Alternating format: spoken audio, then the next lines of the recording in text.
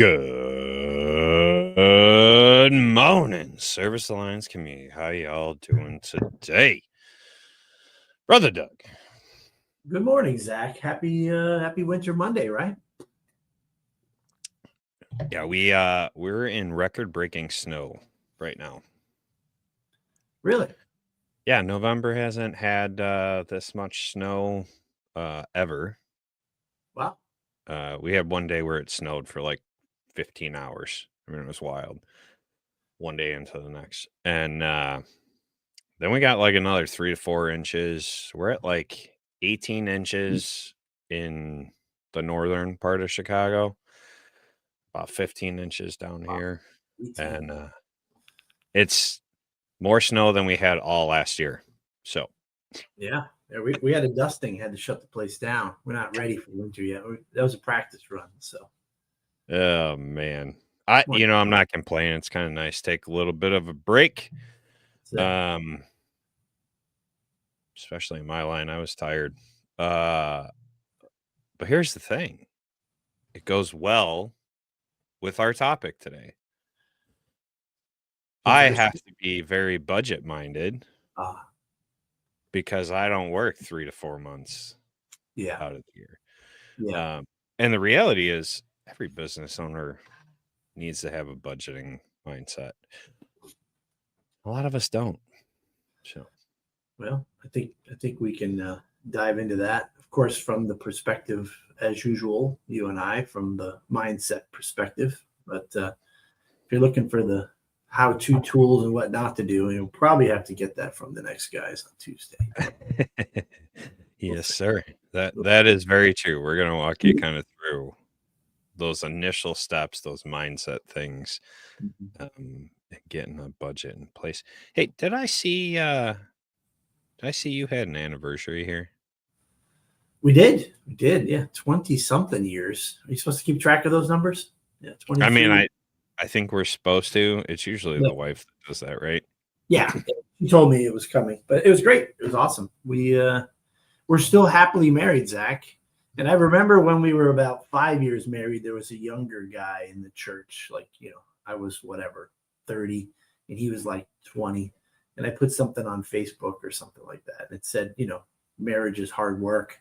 And my friend Izzy steps in and goes, well, then, naively, right? He's like, wow, man, that just means that the love isn't there because love carries it all and takes care of it all. And I thought, interesting, and then he called me. So we chatted and just told him, man, it's hard work. The things that you love the most, you have to put the work into because there's going to be those seasons when you don't want to, or it's hard to, So we're moving into a transition of less kids or almost no kids. So we've really got to make sure that we've got our hobbies and our interests and a desire to hang out together.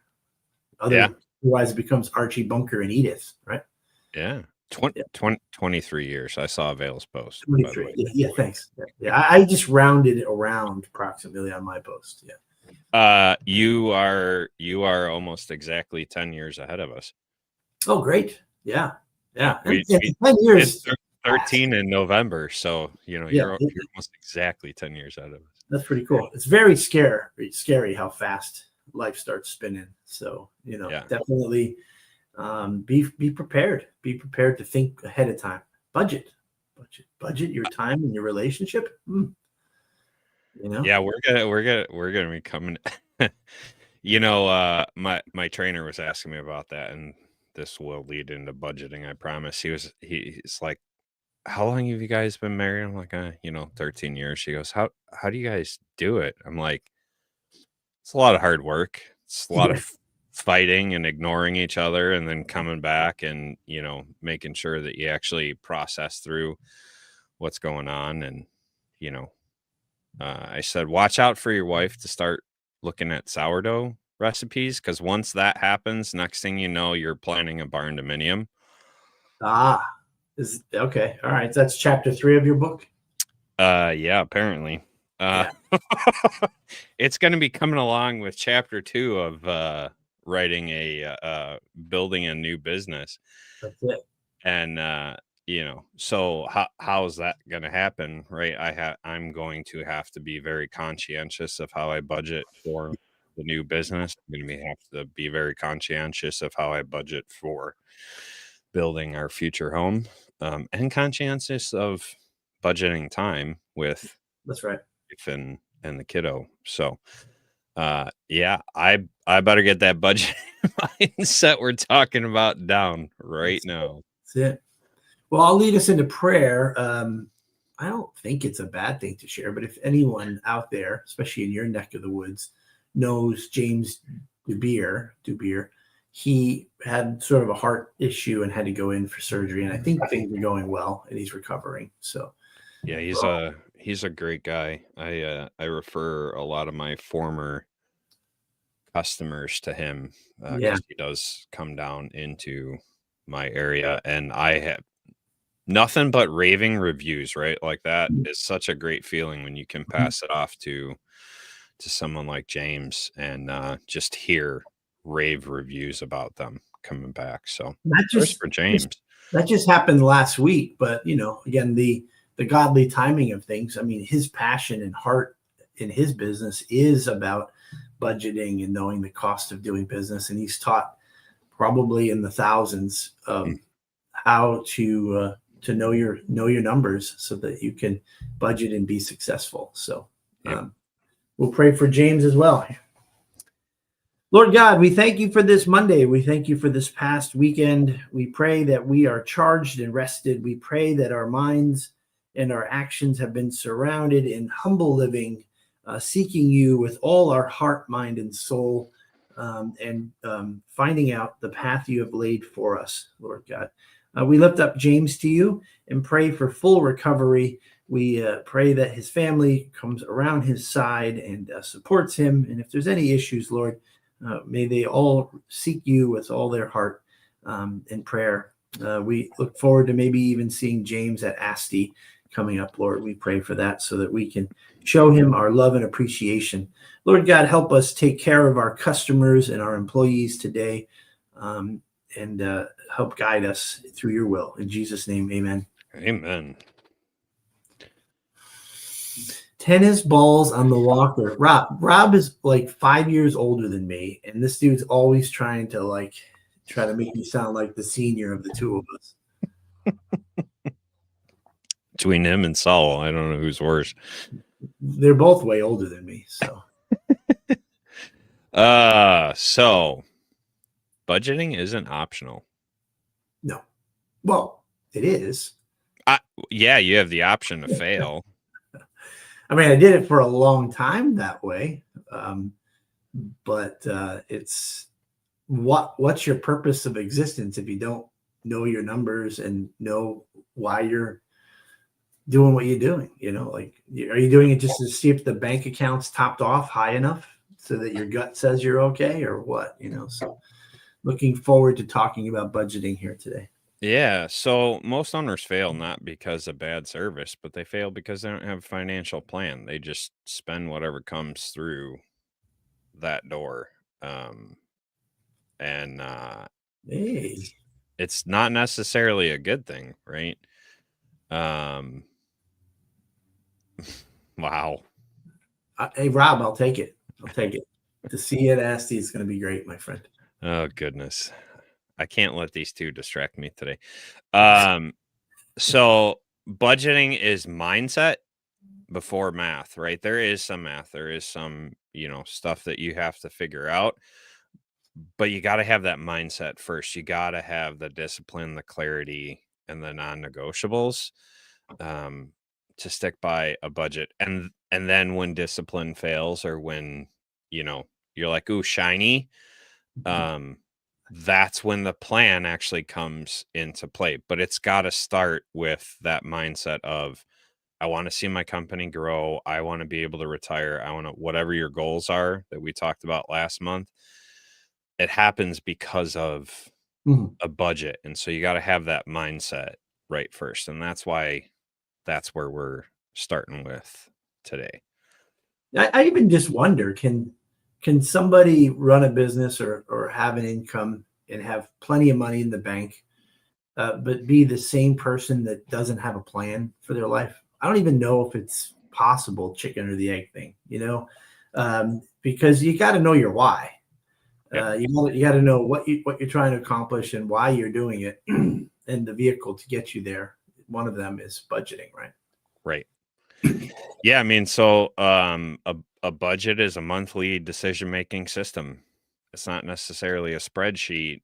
It helps you make wise decisions. It helps you have your mindset in the right place. It helps you to check, are we heading towards or away from what we set as our goals? A budget is a road marker as well as that decision making tool. It's kind of dual purpose. Takes the surprise out It as well. does. I mean, how many of us have ever been caught off guard that we thought we were doing better than we were? And that means that you're not tracking. But what do you track if you don't have a budget? So Exactly. it all goes hand in hand. Exactly. So it kind of tells you where your money's going to be going and what it's going to be doing before the month even begins, right? And you're going to do it based on your revenue goals, call volume, pricing, your cost of doing business, right? It's based on that. Your fixed expenses, your variable expenses, right? Fuel is a variable expense that goes up and down like a stinking roller coaster, depending on who wants to wave what flag what day. Profit targets, so what you're shooting for. And in honor of James, real companies play in margin, not markup. So make sure your profits are set in a margin, not in a markup.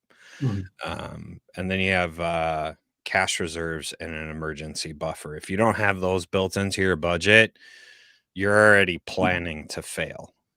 You got to have those put into your budget as part of the plan, as the mindset of bad things will happen. Am I ready for them, or as ready as I can be? Right. It's a shift. It's a mindset shift. It's about prioritizing, not cutting, right? It's about prioritizing what's important to you and to your business. So yeah, the bookends there, right, is on one end is that the cash flow.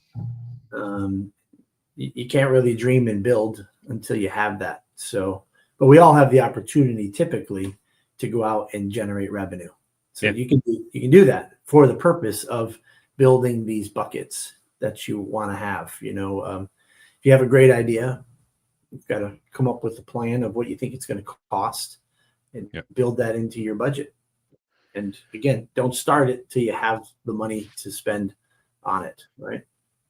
So what kept you from budgeting? What was your mental roadblock? Complete ignorance to it. Okay, so maybe we were in a good situation. I think sometimes people go into the baptism of fire of a baptism of budgeting because they're broke. Yep. Or they maxed up massive amounts of credit card debt and loans. And then there's this intervention moment. For Action Appliance, when I took it over, it had cash. So I don't know, is that worse? Because I ran it almost 10 years just with the mindset of let's just do the best we can. Looking left, looking right, going, oh, I can save us a little money there. Oh, I just fixed that. That saved us a little money. Wasn't even tracking how much money we were saving. It just using gut feel, like win. That was a win. That was a win. But there was no direction. We're literally aimlessly going around in a circle. So there's nothing great that can come from that, for sure. For sure. Because we are not static. We are always moving. I'm getting older. If you have a business, how many years and how many times do we not want to think about it? right? You just Yeah. start to feel slightly overwhelmed, and we're like, oh, I'm going to put my head in the sand. Of course, I have another 62 years left of running calls myself, right? We're going to ignore that because the unknown is overwhelming. So guess what? The budget removes a lot of the unknown. Yeah. Yeah, the number one reason why most people don't do a budget and why businesses stay stuck, avoidance.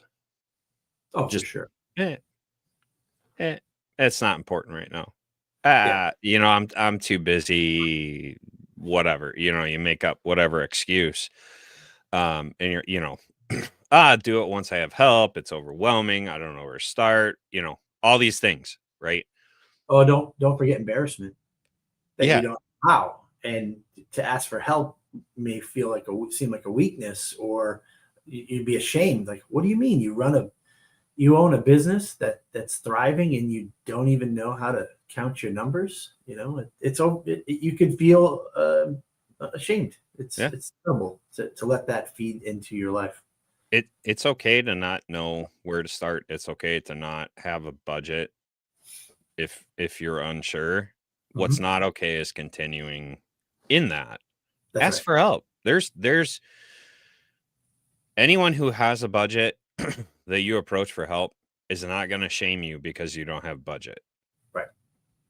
They might call you crazy if you decide to keep going without a budget, but if once you're asking for help on getting a budget going, they're not going to shame you. Yeah. They're not going to, oh, no, it's all right, cool. Let's do this thing. Let's make this happen for you. Because you're making decisions anyway, you might as well make them with some data, Mm. right? And a budget is the way Yeah. to do that, right? Yeah. Yeah. So, it do you feel like it was more chaos when you were just running like, "Oh, hey, I fixed No, this."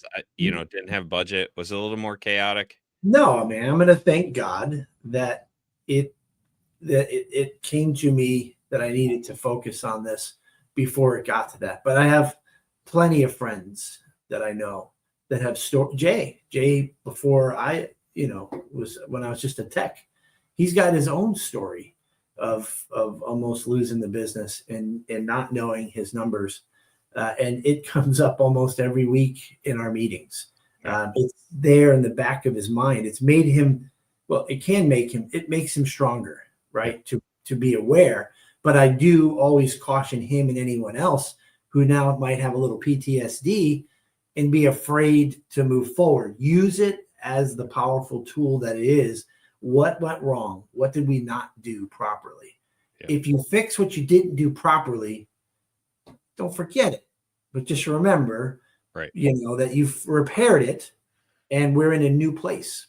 We are not the same people that we were before. And will you fail again? Potentially. Depends how brave and bold you are. This year, man, we took on a big project, and it's kind of fallen flat. Yeah. But we knew it all year long, and we were just trying different things. So this year, thanks to budgeting and weekly checking our numbers, I can tell you, offline, and if anyone wants to talk to me about it, that what we were trying to achieve, that what we did didn't necessarily work perfectly well. And I've learned a lot, but we didn't lose that much money. Yeah. It's the money we invested into trying the idea. Imagine that's what the budget can do. You can put aside opportunity to try something, and make your company great. Yeah, and you can't really do that if you don't have, well, I mean, you can, but you're going to bleed so much cash that eventually you'll be out of business. That's right. So having a budget really fixes that. I think the fear base mindset, and God, I love Jay. But the fear-based mindset, to me, because I've done it, right? I've been there right alongside the way Jay's mind was working. fear base is exhausting, dude. It Like is. that, it burned me out. It burned me out more than anything. And having a budget, yeah, there's still stuff that's going to happen, but I think there's less fear. At least for me, right? I can make those educated decisions because of a budget, and I can know, much like your example, well, I only lost what I invested in it. I didn't lose anything else. So, that's a win. I learned something. Now I can move on and try it a different way or try something totally different. It's just not as exhausting to do it that way. But It's well, Rob's point, right? That he made there.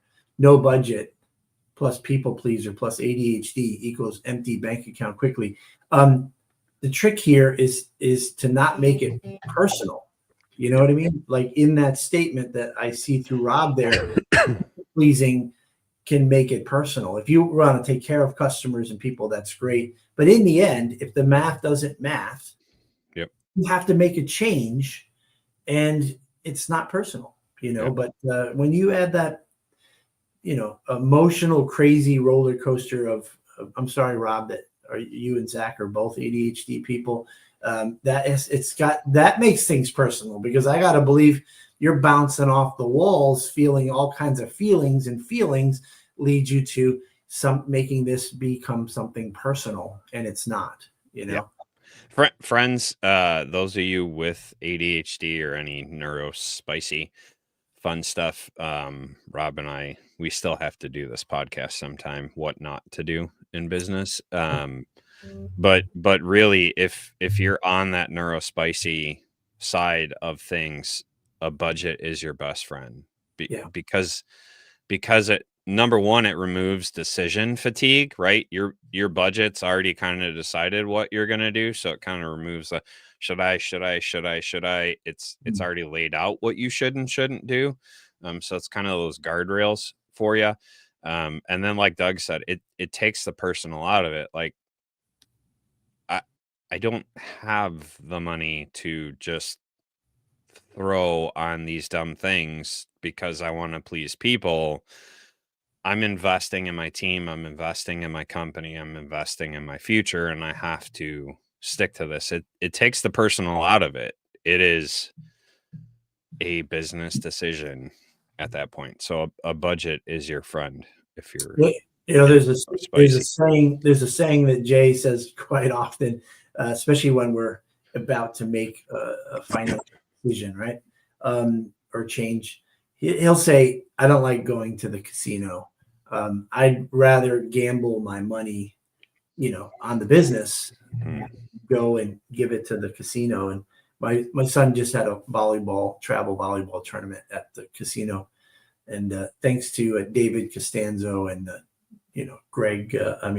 George Dempsey, they've shown me how to play roulette. So that was about 30 minutes of $200 loss. And I just got up and walked away, and I was like, yeah, there was no fun in that for me. Yeah. It felt personal to lose $200, and you've got to be able to go there with a strategy and a plan, which is to have fun and maybe win something, right? Same thing goes with your business.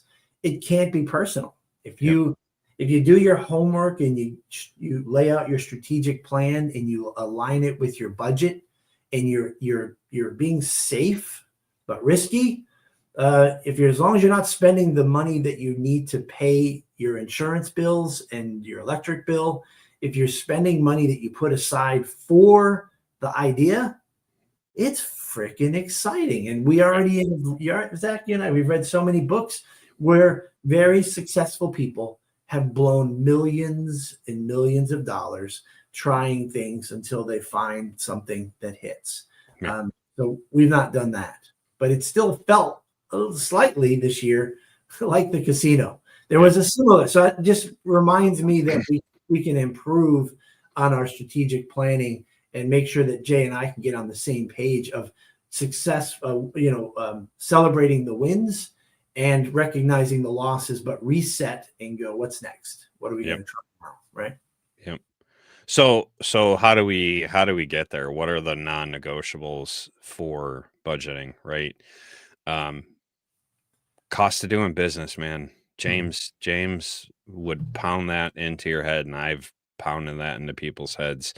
You have to know the real cost of doing business. You have to know all those things. Yep. You got to know your labor costs. You got to know your part costs. You got to know what your fuel, your trucks, all that stuff, repair is costing you.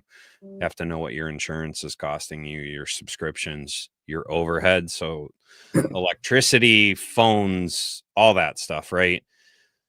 Your cost of doing business drives your pricing. If you don't know your cost of doing business, you can't price things accordingly, and your budget's blown before you Well, even if start. you've ever looked in your bank account and thought there should be more money in there right now, I've been busting my hump. We've been doing some great numbers, and you feel like the bank account should be higher. Yep.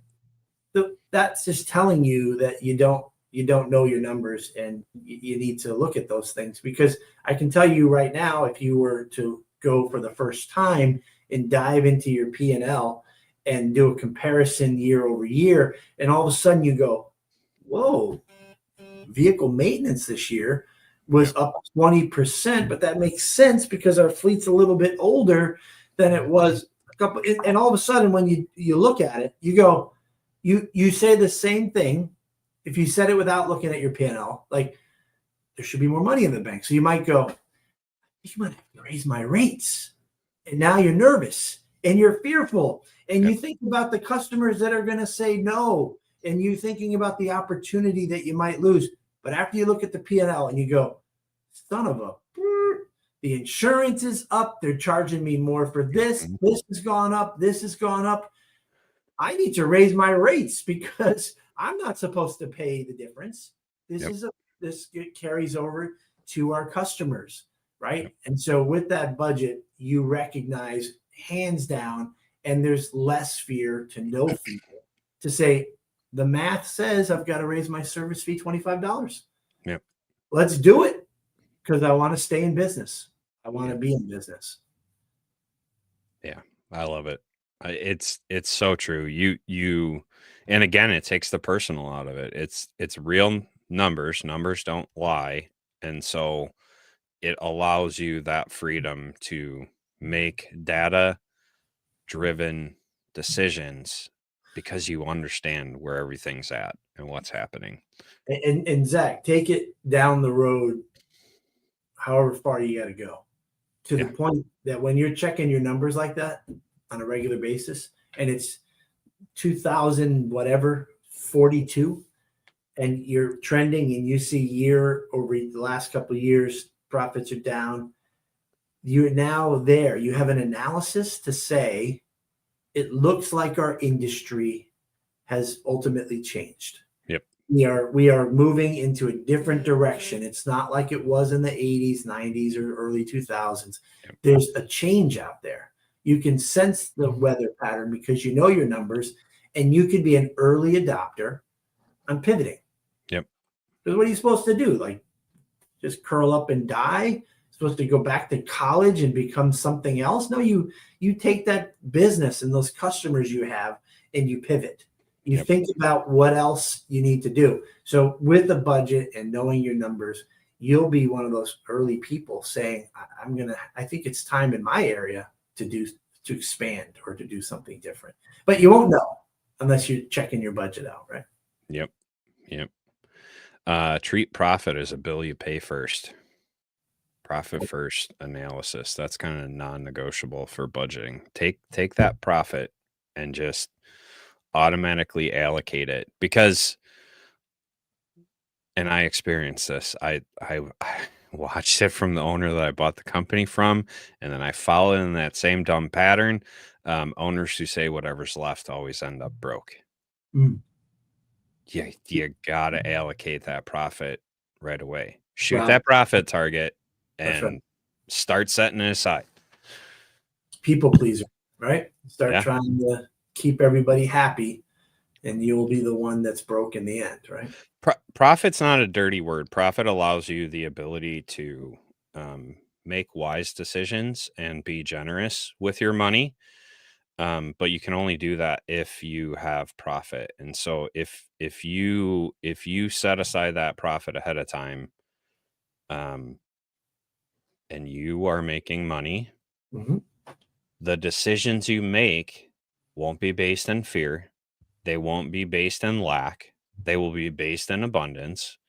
And you will be able to make very wise decisions for your business, for your customers, for your team.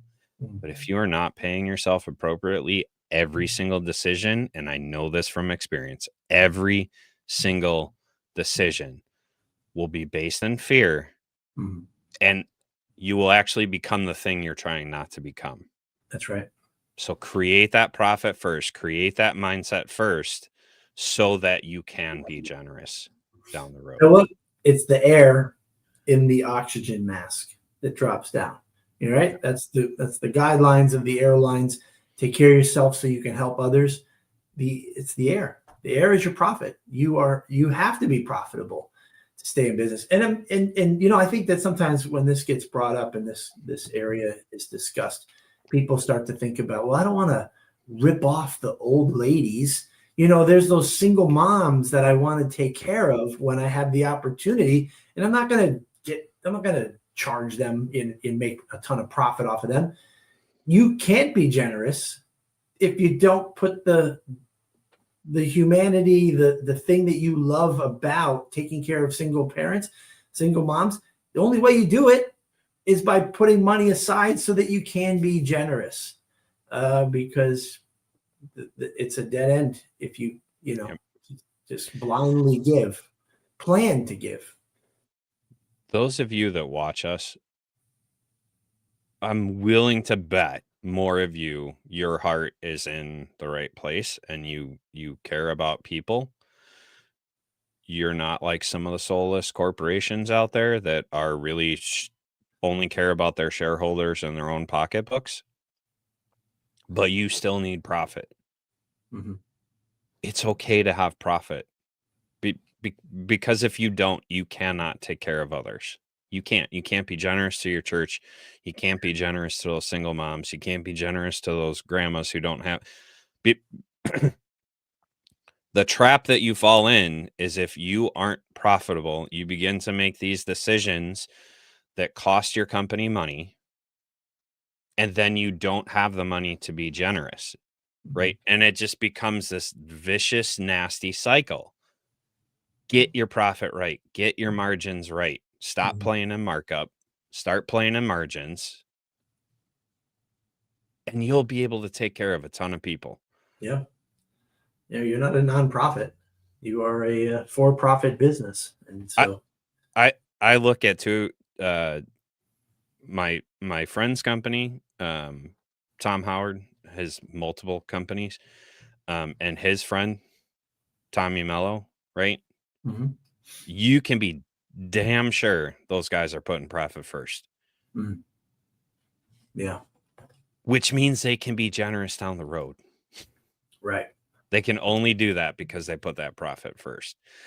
Cash flow is greater than revenue. Revenue is vanity. Seeing that bank account look like a really big number, that's just imaginary. That cash flow is survival. That Mm. cash flow means when a truck breaks down or when a truck completely craps out and you have to buy a new one, you have the money to buy a new one, Yeah. right? So you got to focus on what's coming in and what's going out. And you can only do that if you have a budget, and not just your total sales and not just what the bank account It, says. it's hard to be disciplined Yeah.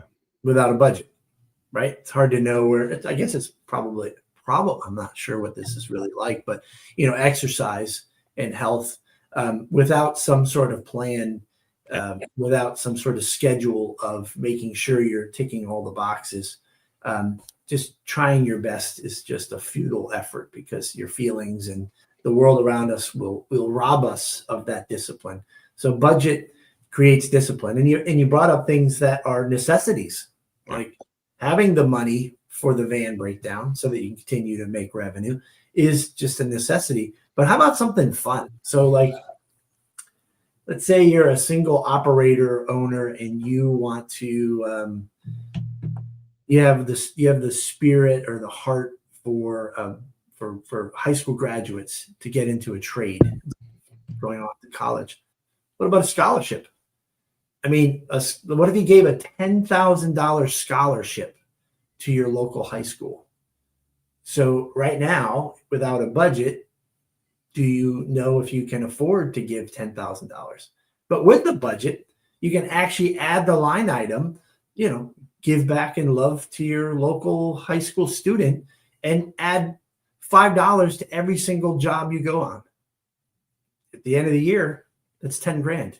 So you've allocated some of that money, like you said, for profit, but you can also allocate it for fun to give back to people. It's just simply plugging in the numbers and making it work. And you got to stay disciplined on the other things. If there's a surprise and your insurance renews and it goes up 20%, guess what? You need to raise your rates as soon as that renewal effect goes into play, and make sure that you're not losing money there. And Here's the thing that you can assume: parts are going to go up, fuel's going to go up, insurance is going to go up. It's all going to go up, right? Imagine building that into your budget.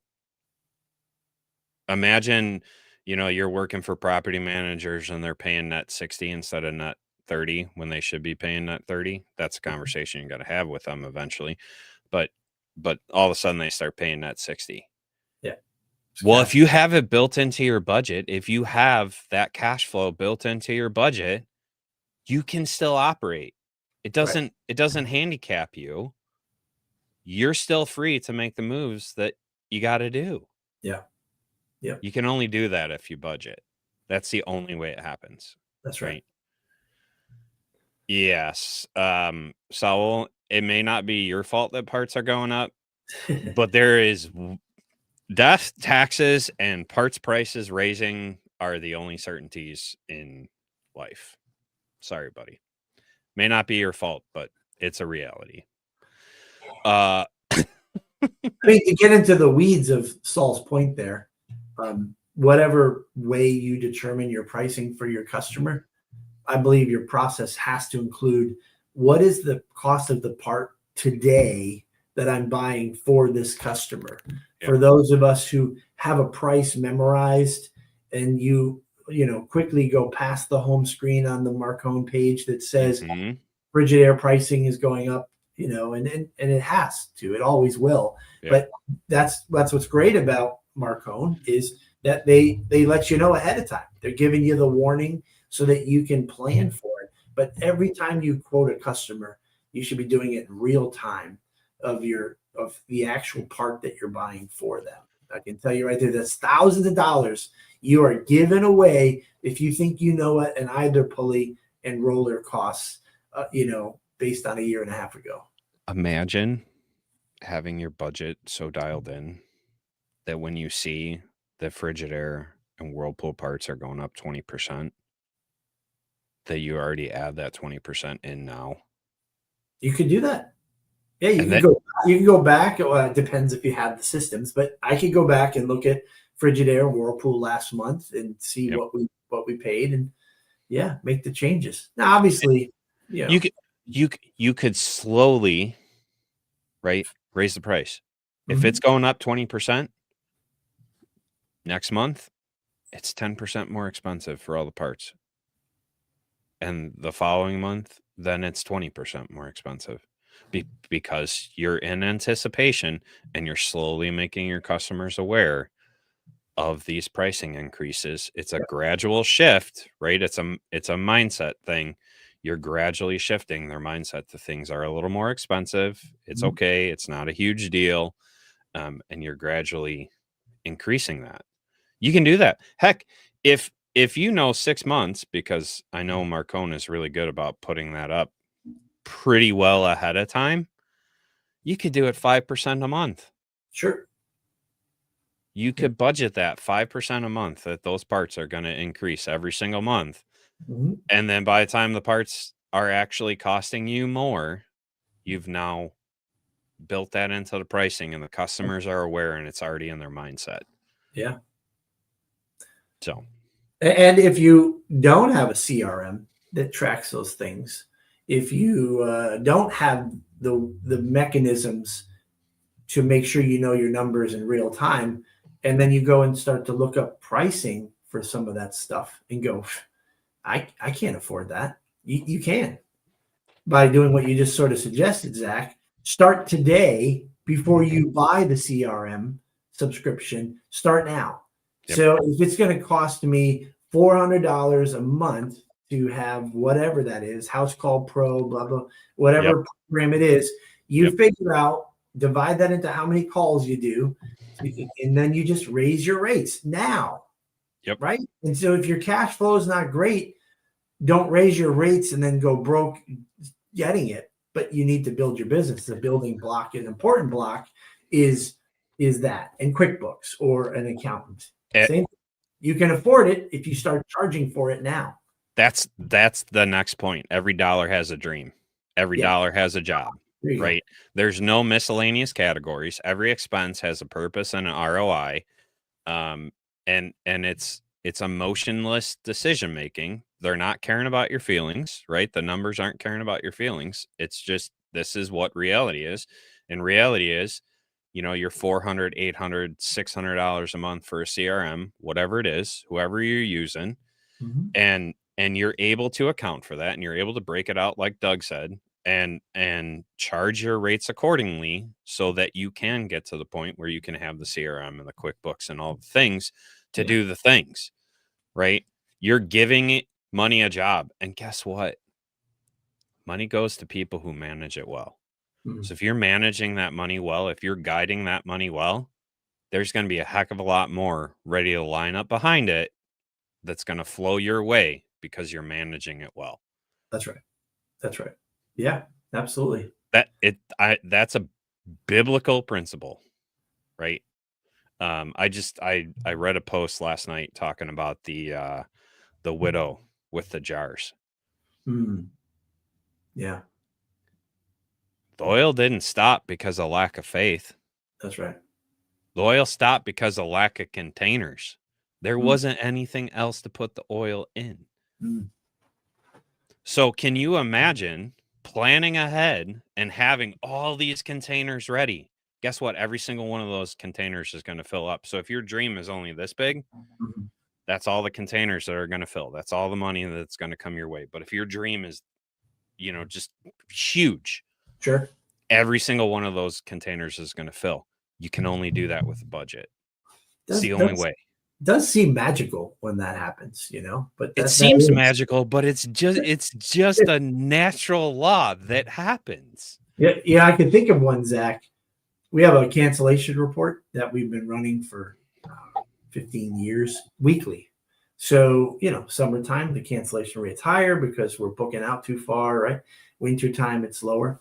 We have, we hired a bunch of technicians, and the cancellation rate dropped, right?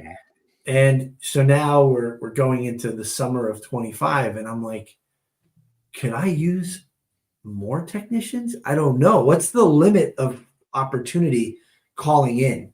So I look at the cancellation report, and I'm like, it's like 2%. So that means that everybody's calling in is getting on the schedule. I don't think we could use a couple more techs. But anyway, I still hire a couple more techs. Well, guess what? The van and the tech continued to fill with oil. And and all of a sudden we were having like record-breaking months. And the cancellation rate, which I thought was the number that I could trust to determine, do we grow or are we maxed out?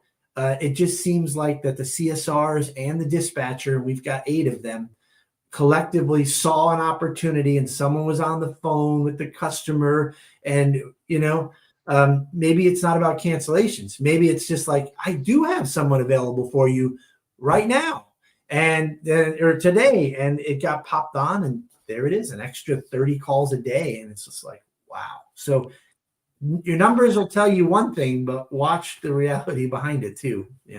The cool part is, the budget kind of dictates what you can do to an extent, but it's alive. You need to adjust it weekly.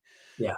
The red flags are going to show up. If all of a sudden that cancellation rate spikes, then maybe it isn't time to hire. I mean, like if it's all of a sudden spike, but if your cancellation rate is staying static, Yeah. take that risk. Hire that 1 or 2 guys. Yeah.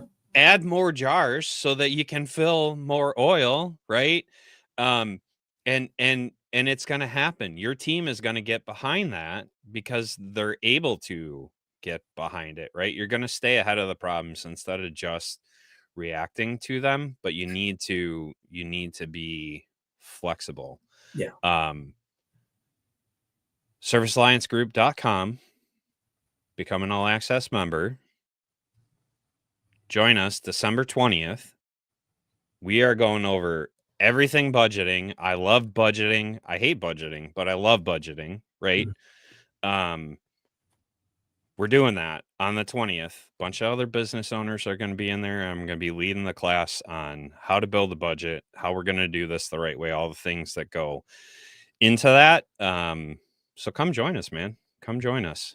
It's great time. Sorry for that plug, but not sorry. I love the budgeting thing.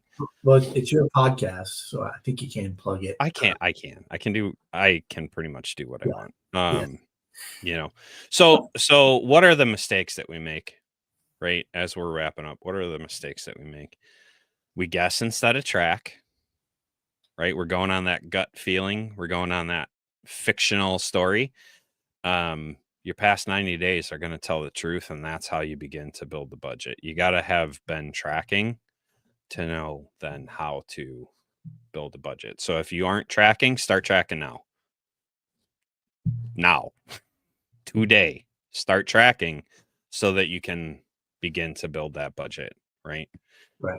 We set unrealistic goals. I want to have 30 texts tomorrow. That's an unrealistic goal, right? I want to have 2 texts tomorrow. That might be a little more realistic, right? Doug just shared about that. So don't set these unrealistic goals. Make them stretch goals, but don't make them impossible on yourself, because that's just setting you up for failure. Right. Ignoring seasonality. If you've been in this industry any length of time, even appliance repair is seasonal.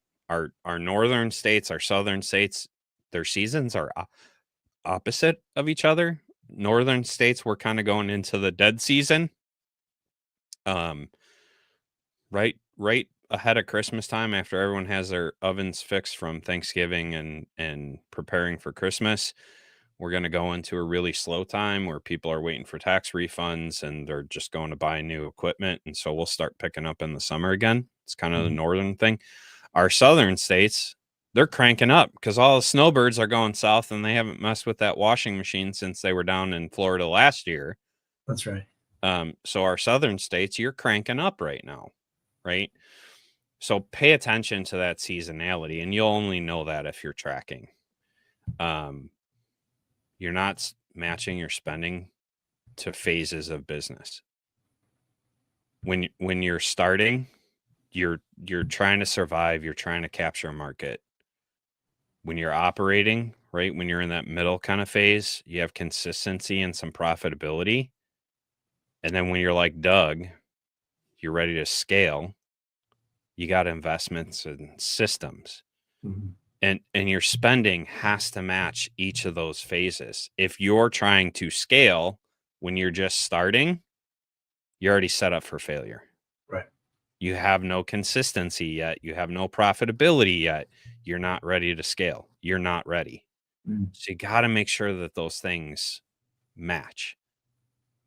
And the thing that drives every accountant, every tax professional, everyone nuts: mixing your personal and business finances. Do not commingle. It creates chaos.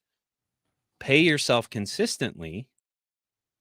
Pay yourself some profit quarterly, but don't mix them. Don't mix the credit cards.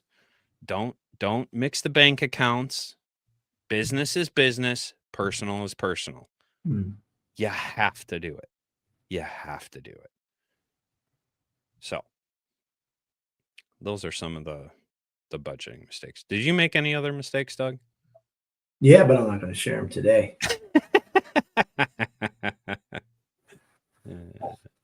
No, that's it. I mean, I'm still working through it, still learning. Like I said, we made a mistake this year, and if we had, I figured out what we would need to do differently next time. So when we try something where we're investing into something bigger, new, and different, we've improved. We're working on improving our tracking of it in real time, so that it's not 2-3 months later that we catch it. So that's outside of the budget part of it, but still, just internal stuff. I love it. So the trick here, really, in my opinion, is let's not make it personal. Yeah. And I love what you just said, right? Pay yourself well enough as an employee of your business. And what is the goals for the business? See, that's different than your pay. Mm-hmm. What do you want from your business in 2 years, 5 years, 10 years? Whatever that is, start working towards it now. But in the meantime, don't say, I'll take care of myself then, because there's no guarantees. Not a one guarantee. So pay yourself well now, charge the right price, know your numbers, but you got to have an idea where you're heading. And don't make it personal, man. Enjoy it. Enjoy trying something and watching it work and succeed. I mean, that's the mindset thing, right? You got to take the personal out of it. You can have personal goals, you can have personal dreams, you can have personal, all that stuff. That's cool. But when it comes to business, you have to have business goals. Mm-hmm. You have to have business growth. You have to separate the two. And I think that's the toughest mindset. And like you said, and I mean, I'm just going to keep hitting it because James hit it and I hit it and I've lived it, right? You have to pay yourself appropriately, because if you don't pay yourself appropriately, then you start to make bad decisions. And I know this, and Rob knows this. You start to make bad decisions, and then you start commingling stuff, and then everything's chaos, and then you're getting in trouble with tax man, right? You don't want any of that. You don't. Just take the personal out of it, set your business goals, set your personal goals, and figure out how to pay yourself appropriately from the business. Yeah. So that your personal goals can be met and your business goals can be met. Yeah. Well, thank you, Saul. Yeah. Thank you. Yeah. Pretty scary that Rob can be right at times. Again, his formula there of people pleasing. If your plan for your business is to just close it when your retirement is met,